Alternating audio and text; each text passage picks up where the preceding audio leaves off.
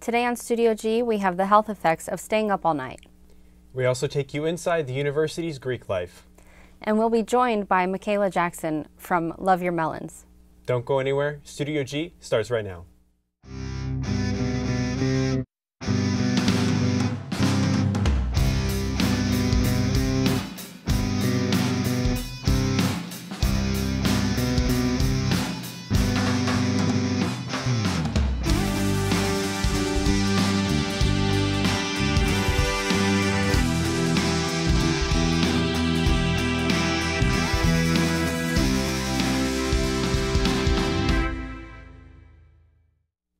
Thank you for joining us on Studio G. I'm Marlette Youssef. And I'm Trevor Glisson. Are you a morning person or a night owl? A new report shows your sleeping habits could put you at greater risk of suffering from certain diseases. Andy Rose from CNN has more. Night owls beware. Staying up late could be more harmful to your health than previously thought. That's according to a new study in the journal Advances in Nutrition. The research found that people who stayed up late have an increased risk of heart disease and type 2 diabetes compared to early risers. The study also found that less sleep often translated to poor eating habits. Researchers say people who prefer to stay up late were more likely to eat unhealthy, including fast food, alcohol, and sugar. And they were also more likely to skip breakfast. Scientists explain because night owls tend to eat later in the day, glucose levels spike just before bedtime. They say this goes against the body's normal processes and could impact metabolism. The report also reveals children were much more likely to be early risers. And surprisingly, as people age, the study found that people tend to go back to their early rising preferences of their youth.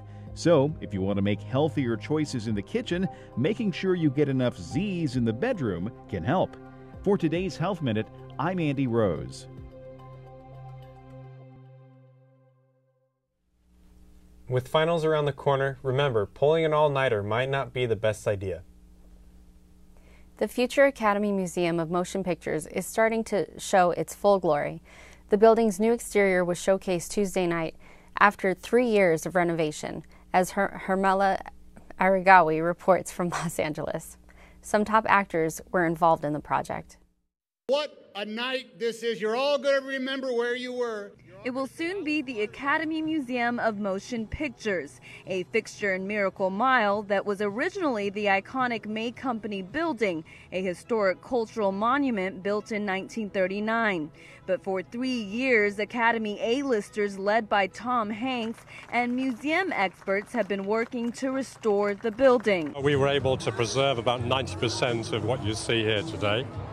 And we sourced materials from where they were originally made, including the mosaic on the southwest corner here, which is from Italy, from Venice. It's a special building for Los Angeles, and I'm very, very proud of what we've been able to achieve.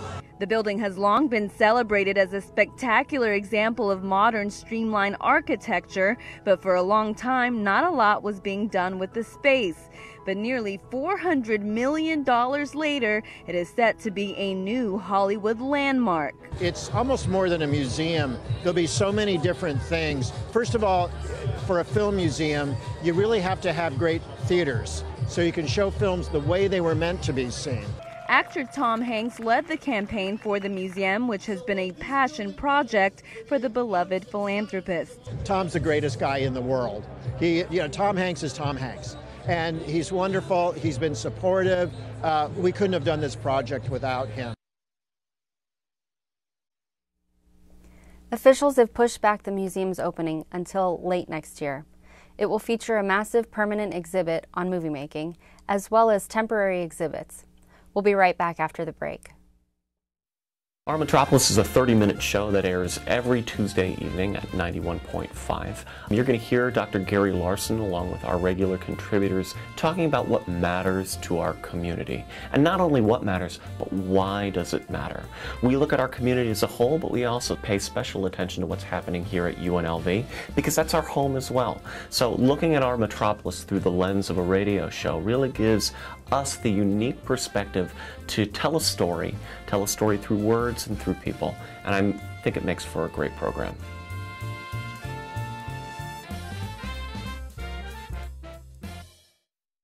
We are member supported. KUNV 91.5, The Source. Here's why you should become a member. Become a part of the public radio family while keeping jazz alive in Southern Nevada. Every member receives a discount card to businesses and restaurants around the valley, along with a premium of KUNV branded items. Exclusive access to KUNV ticket giveaways for concerts and events. And private members-only events with prominent musicians such as Paul Taylor, Vincent Ingala, and many more. We are 91.5 The Source, and that source is you. So become a member today.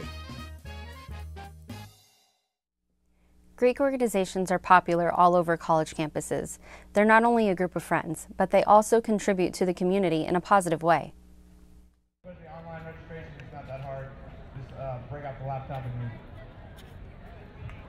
Greek organizations are a staple on any college campus in the United States. They do get a bad rep most of the time, however, they do a lot of good for the community and for campuses. If there are any misconceptions about Greek organizations, some members are here to straighten that out. 80Pi has brought me so many things.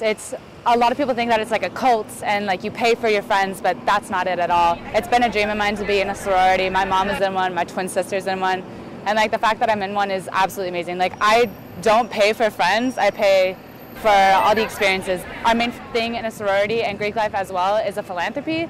Ours is the Ronald McDonald House Charity, and we have one right in Vegas, so it's really nice because we work hand in hand with them. Overall, nationally, we have a goal for Alpha Delta Pi to raise more than $1 million each year for the RMH charity, and so far we are at $496,000. Alpha Delta Pi has been a really great opportunity for me. I'm an out-of-state student. I kind of joined because I wanted to volunteer and I wanted new friendships, and that's kind of what it brought me. I'm really close with my big, so that's a great opportunity and a great relationship for me. And a lot of the girls in my sorority have the same values as me. For Studio G, I'm Arlette Youssef.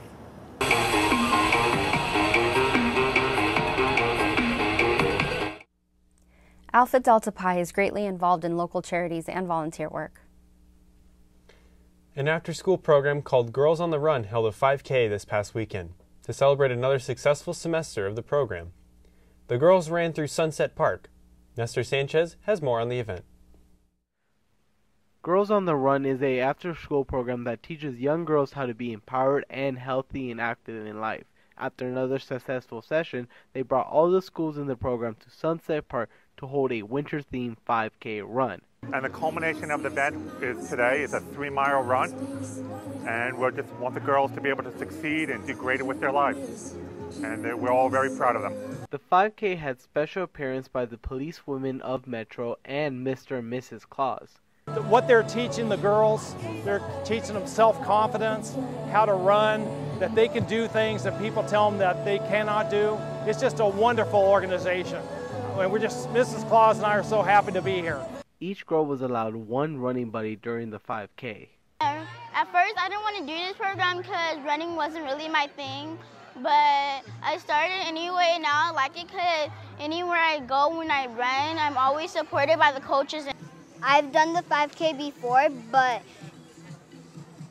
I walked most of that one, and then this time I ran.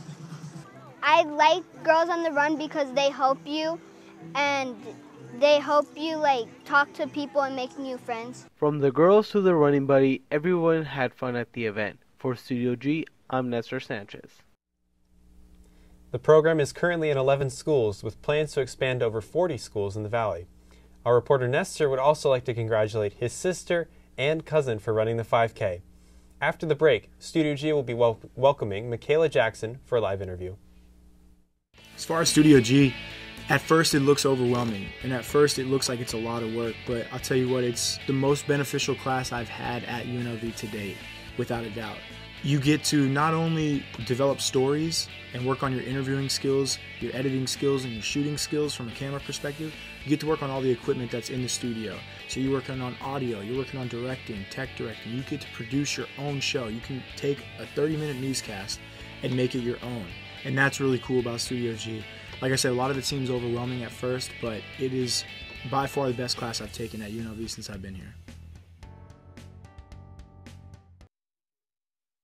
An internship, you have to do an internship. It's one of the requirements for a journalism major. Is you have to do an internship before you can graduate. Definitely having an internship as a requirement really helps push yourself out there and to just remind you that your graduation is coming up soon. You're going to have to need some work experience in your career. So it's really good to put yourself out there early on, and they tend to help students a lot more. So when you do a student internship, it really helps out a lot.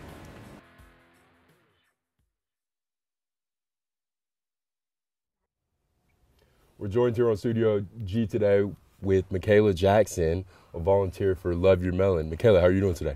I'm good. How are you? I'm doing well. So the group that you're volunteering with does some amazing things. Just go ahead and tell all the viewers about the amazing things and the output you give to the community. So we're a group that focuses on visiting local kids who battle cancer or a rare disease. So we go on visits, we spend time doing their favorite activities, and then we also throw a party at the end of the semester to have all our kids come, hang out with each other, and just do activities and just have a day where they can act like a normal kid. So what are some of the hospitals that you visited, and what are some of the activities that you participated with the children? So I've been to Sunrise Hospital, and then I've been to Summerlin. And so for the Sunrise, which was actually this past couple months ago, we went to a room. We're not allowed to know what these kids have or what they've gone through. We know some of them had surgery. So this one little girl, she had surgery, and then she wanted us to sing to her. So what song do you want to sing? And then Ring Around the Rosie, other kid songs. We did even ABCs, and then the star song. I can't even think of the star song, but it's okay. And so that was one of my favorite moments because we were just singing to her, and then she was loving it and enjoying it. And she was actually about to get discharged. So not only did she finish her time there at the hospital, but she was going home, and then she got to go home with a smile on her face because we were all singing with her. So it's the holiday season, and people are inclined to be, in a mood to give back and to feel generous and just to be appreciative for what they have. When you go in and you're able to visit with these children, what personal feeling are you able to take away from that? It's more of making them smile and making sure that they have a day where they feel normal. And it's just about having fun with them, doing their favorite activities, maybe playing baseball, even if they're not, they're kids, they're not going to be the pros, but them hitting the ball and running around. They may run to third instead of first, but it's okay. They're having fun, they're getting there. And just to see them have that energy and just smiling throughout and knowing that, oh, we don't need to be shy around these girls or our group because we're just there to make them have fun with them. And it's just really rewarding to see them enjoy something rather than just sitting at home kind of cocooned because they can't go out because of their immune systems. So just being around them where they can interact with others is just what it's all about. Well, it's good to know that you're still supporting the kids even if they aren't scoring any runs. So that's really good. But you have some big things on the horizon for some of these kids coming up. Can you expand on that? So we have a holiday party. So it's Christmas and Hanukkah because got to celebrate both.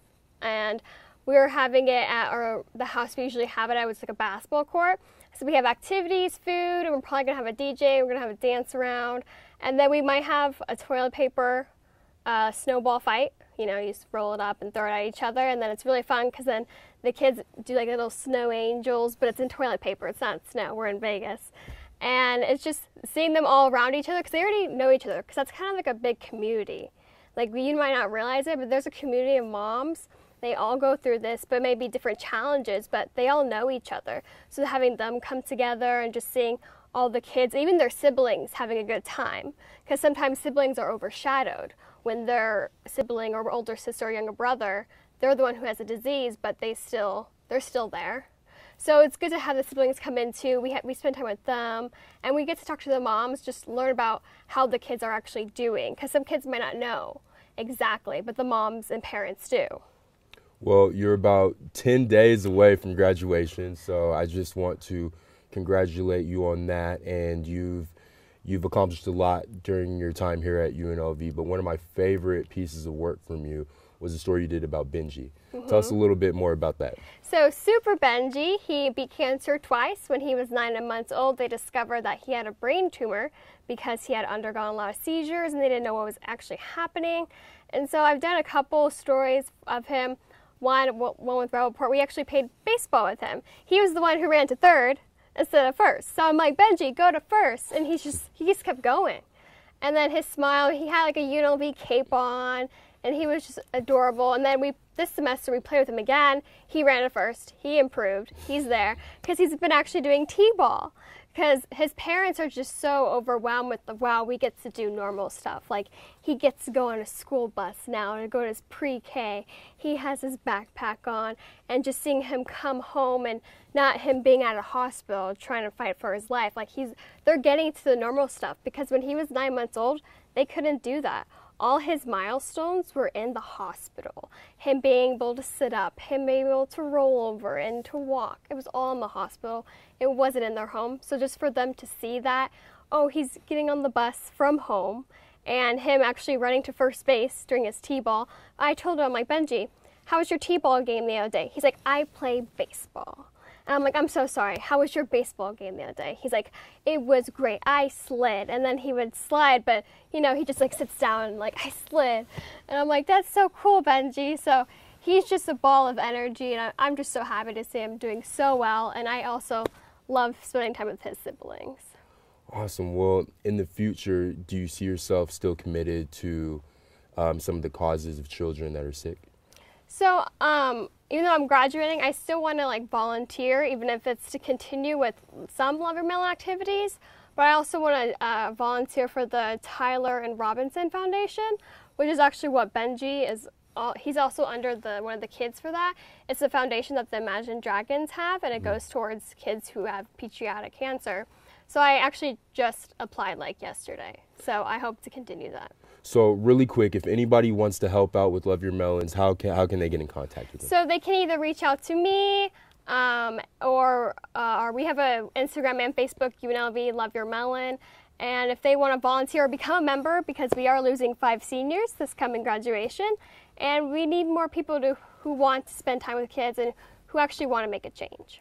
Awesome. Well, that's all the time we have here for today. We'd like to thank Michaela for joining us, and we'll be right back after this break. I'm Kylie O'Rourke. I'm Shervin Mushuri. I'm Langston Carter. Hi, I'm Holly. My name is Anna. My name is Jameson Wilk. Window on the Middle East. Spinning Indie. Good News with Holly. It's Jazz and a Touch of Soul. It's Latin Nights with Anna. The Rebel and Revolt Show. And you can check it out on therebelhd2.com.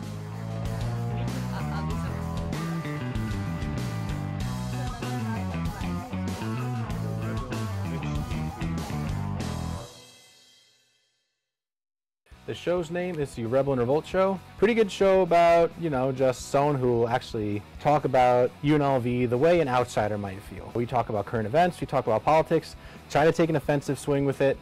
Sometimes it's hit or miss, and then we talk about, the little things in life that everybody laughs about. And we are the Rebels, and we are revolting.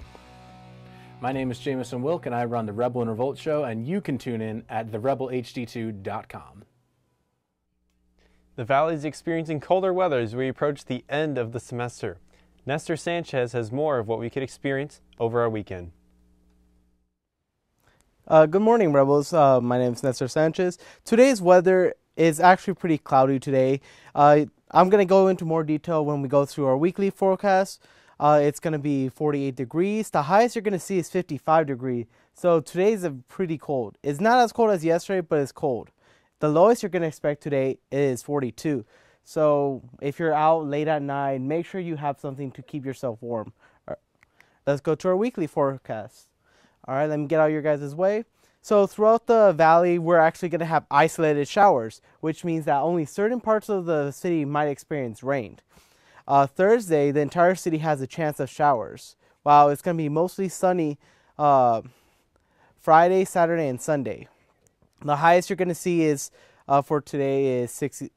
The highest you're going to see for Thursday is going to be 60. The lowest is going to be 46. Friday, you're going to see it as 61. The lowest 43. Saturday is going to be 55. And Saturday night is going to be colder than today. And on Sunday, it's expected to be around 53 degrees. All right, let's go through the weather throughout the the city.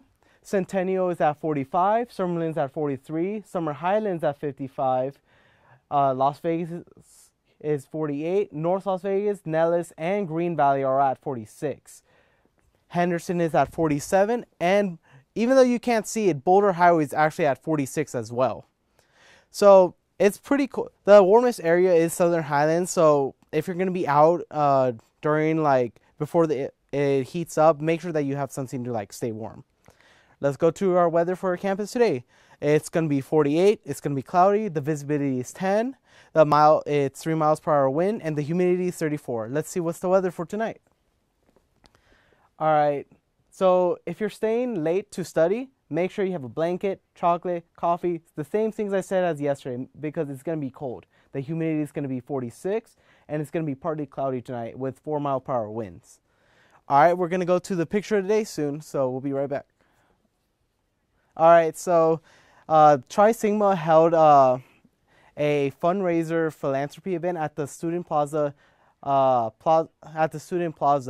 yesterday. And as you can see, our director is actually taking advantage of hitting the car to de-stress. This was open to all students yesterday. All right, we'll be right back at the break.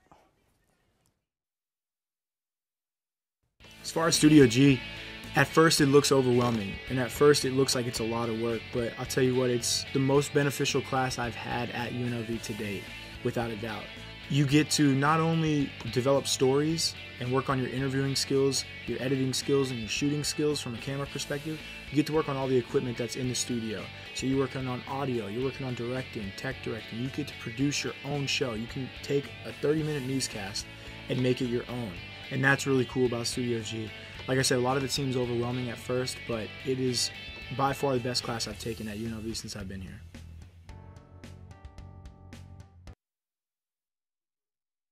Do an internship, you have to do an internship. It's one of the requirements for a journalism major. You have to do an internship before you can graduate.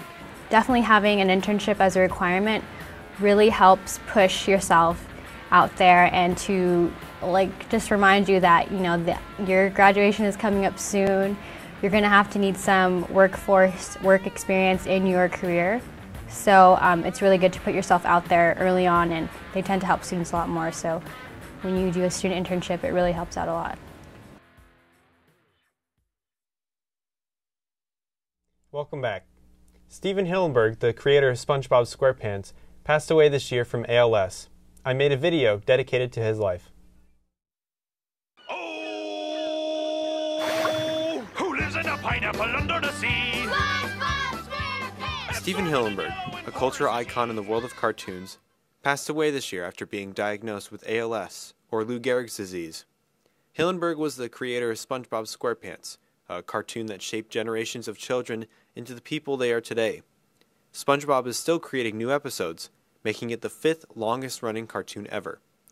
Hillenburg directed the first 3 seasons of The Yellow Sponge, along with the movie adaptation. What am I supposed to do all day while you're at school? I don't know. What do you normally do when I'm gone? Wait for you to get back. Look! It's the best friends forever! Best friends forever! Hillenburg was a former marine biology teacher with a talent for art and imagination, premiering SpongeBob back in 1999. Featuring clueless characters such as Patrick Star and Squidward Tentacles, SpongeBob came with a message of togetherness. It became successful from its silliness, but also for its wholesome message.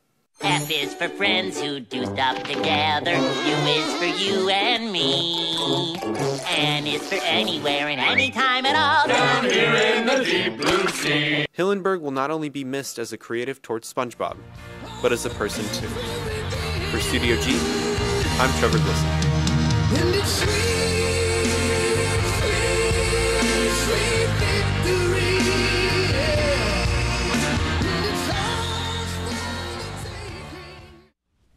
Stephen Hillenburg will always be remembered for his wholesome message of togetherness and equality, even if it's portrayed through a yellow sponge or a pink starfish. The Las Vegas Art District is constantly expanding. Studio G's Diva Carter spoke with one of the Valley's own to see just how they feel about the youth and their involvement in the Las Vegas performing arts community.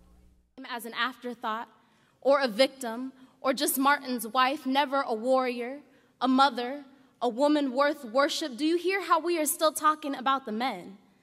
The same men who you say saved us all, the ones whose names we know better than our own, how we still glorify their work as if they were the only ones to ever build something.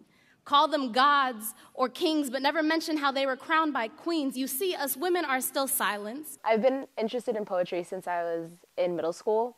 I didn't start taking it seriously until towards the end of high school and really started getting into it and practicing and performing when I was a freshman in college. Tiana Bratcher, a scholar, a poet, and a member of the Las Vegas performing arts community, a community that she has witnessed develop right before her own eyes. I think Las Vegas has a growing art community. I think that Vegas is still trying to figure out what kind of artists are here and what is thriving and what folks want. I think people are starting to move away from just partying and just being involved in like the strip and the lights and like all of that, and starting to really branch out and see art as something that they can really dive into. So I think it's really growing. I don't think the art scene has found its own identity here yet. But what does the Las Vegas art community need to emerge into its own identity? I think a starting point would be getting the youth involved in more art. I think everything starts with the youth because they're going to be the ones to come after. And in order to get people more involved and to bring the community together, there needs to be more collaboration. There needs to be more experimenting. It's really important for the youth out here in Las Vegas to have these kind of outlets. And I think a lot of spaces for youth out here in Las Vegas are really geared towards athletics or academics, but not really towards art. And I think that if we can expand that, we'll see how important and how helpful the arts can be for students. Tiana plans to continue her passion for performing arts, as well as continue to inspire the youth and get them more involved here in the Valley. Just do your craft and tell people about it and find your resources, find your community. This has been Diva Carter for Studio G. Back to you guys. The Las Vegas performing arts community is rising. Hopefully more youth will get out there and follow their dreams. Were you involved in any performing arts? Well, I'm not a particularly great actor myself, but I was involved in a play in 3rd grade with Snow White. Wow. I was sleepy, I forgot my line, and I didn't pee my pants, but I made kindergartners laugh, so that was okay. Sounds like a fun time. It was great. Well, that's all the time we have for today. Thanks for joining us on Studio G.